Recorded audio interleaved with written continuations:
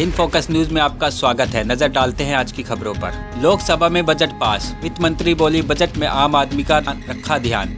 बताया पीएम मोदी ने दे रखा है यह आदेश। लोकसभा में बजट पेश करने के बाद वित्त मंत्री निर्मला सीतारमण मीडिया से मुखातिब हुई। इस दौरान वित्त मंत्री ने कहा कि बजट में आम लोगों का ध्यान रखा गया है। उन्होंने कहा इस बार के बजट में उद्योगों को बढ़ावा देने की कोशिश की गई है।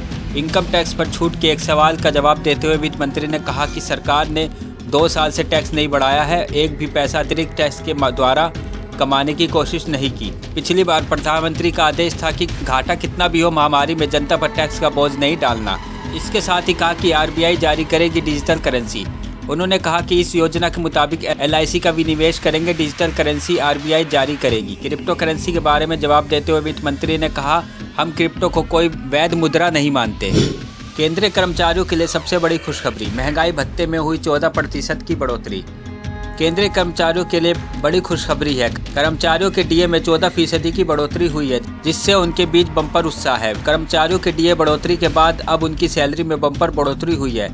सरकार ने कर्मचारियों के नए महंगाई भत्ते का ऐलान किया है। नए ऐलान के बाद कर्मचारियों के डीए में 14% की बढ़ोतरी हुई है। लेकिन आपको बता दें कि ये ऐलान सिर्फ केंद्रीय सार्वजनिक क्षेत्र उद्यम के कर्मचारियों के लिए किया गया है। इन कर्मचारियों के डीए में जनवरी के अंत में संशोधन किया गया है।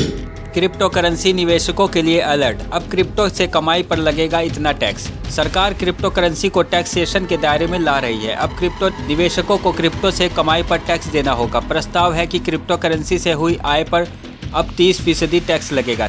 सरकार ने आखिरकार क्रिप्टो करेंसी को टैक्स के दायरे में लाने की घोषणा कर दी है। वित्त मंत्री निर्मला सीतारमण ने मंगलवार को केंद्रीय बजट की घोषणा की, जिसमें उन्होंने बताया कि सरकार क्रिप्टो करेंसी को टैक्सेशन के दायरे में ला रही है।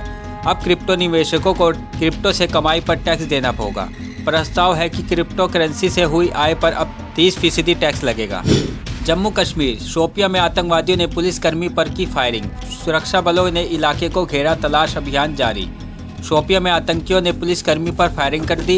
इसके बाद इलाके में सर्च अभियान शुरू कर दिया गया है। दक्षिण कश्मीर के शोपियां जिले के अमशोपोरा इलाके में आतंकियों ने एक पुलिसकर्मी पर फायरिंग कर दी, जिससे इसमें वह गंभीर रूप से घायल हो गया। उसे अस्पताल में भर्ती कराया गया है।